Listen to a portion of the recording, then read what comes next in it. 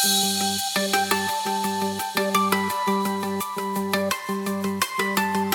suis Bruno Paterno, je suis conseiller municipal délégué à l'esthétique lumineuse de la ville de Montpellier et conseiller métropolitain à la qualité de l'environnement visuel.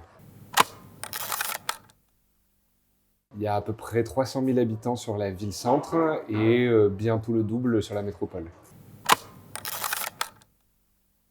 L'idée qu'en fait, dans une ville, dans un espace urbain, ce qui est aussi important, c'est la qualité et la beauté des choses. Et que c'est par la beauté qu'on sauvera le monde. Et ça, c'était évidemment un travail pour les écolos. Je fais partie du comité de pilotage Lumière qui regroupe à la fois la voirie, la biodiversité, la sobriété énergétique et l'esthétique lumineuse. La première chose qui a vraiment changé avec notre arrivée, c'est un changement de concept et de paradigme total, puisque on est passé de j'éclaire partout tout le temps à j'éclaire où il faut, quand il faut, et uniquement en fonction des besoins. Et que ces besoins, ils doivent être faits en fonction de la biodiversité, dans laquelle on range l'humain aussi, mais pas que. Et donc, c'est de voir quand est-ce qu'on a besoin d'éclairer et quand est-ce qu'on a besoin d'avoir du noir. Parce que aussi les êtres humains ont besoin, à un moment donné, la nuit, de pouvoir dormir, et donc de ne pas avoir de lumière intrusive. Donc, il s'agit de voir aussi en fonction des occupations des gens, et puis en fonction des différents moments de la vie, des différents moments de la nuit, et des différentes activités des personnes. On n'aura évidemment pas la même politique dans l'hypercentre que dans le village le plus éloigné au fond de la métropole. On n'aura pas du tout la même politique s'il est 17h30 en plein hiver ou 2h du matin en plein été, et on va du coup pas éclairer de la même façon puisqu'on n'aura pas les mêmes usages. On est vraiment parti sur plusieurs actions en même temps. La première qui est effectivement la rénovation du parc, pour qu'on puisse, notamment avec du passage en LED, mais aussi en travaillant sur des types de lampadaires, des types de mâts qui vont être plus bas, qui vont être plus facilement orientables et qui vont du coup, où on va du coup pouvoir travailler sur cette question par toute une série de coupes-flux, de supprimer ou de limiter très fortement la lumière intrusive. On va aussi travailler sur des températures de couleurs qui vont être différentes. On va travailler aussi sur des intensités qui vont être différentes. Ça, c'est la rénovation qui nous permet ça, puisque du coup, on va avoir en début de soirée une lumière qui va être assez intense pour nous permettre d'avoir des activités collectives et de créer de la sociabilité.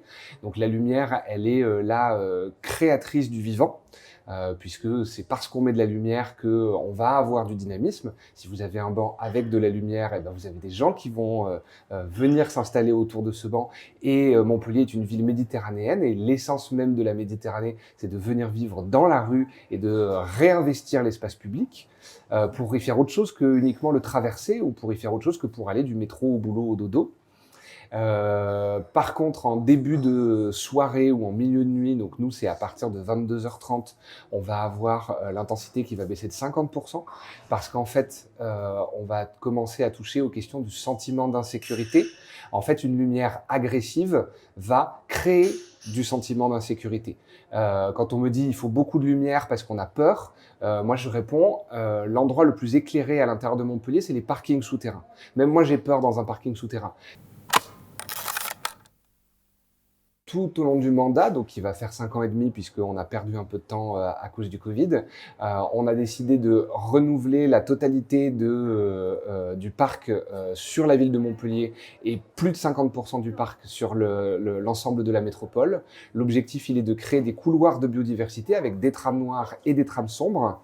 Et le troisième objectif, qui est le plus important aussi pour nous, c'est de vraiment repenser à l'intérieur d'un plan lumière, une luminosité qui va convenir pour le début de soirée, une luminosité qui va convenir pour la nuit et une luminosité qui va convenir pour le cœur de nuit et qui sera a priori d'éteindre totalement.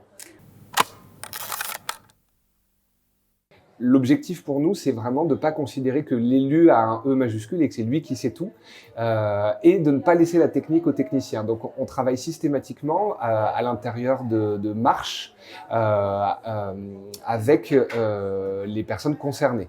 Donc on va travailler avec le comité de suivi, donc c'est plein de personnes qui sont porteuses de handicap. On va faire des marches nocturnes avec des femmes, avec des gens qui habitent certains quartiers, puisqu'on ne va pas créer les mêmes propositions si on est en cœur de ville, si on est dans un endroit vraiment totalement résidentiel ou si on est dans un quartier de bureau.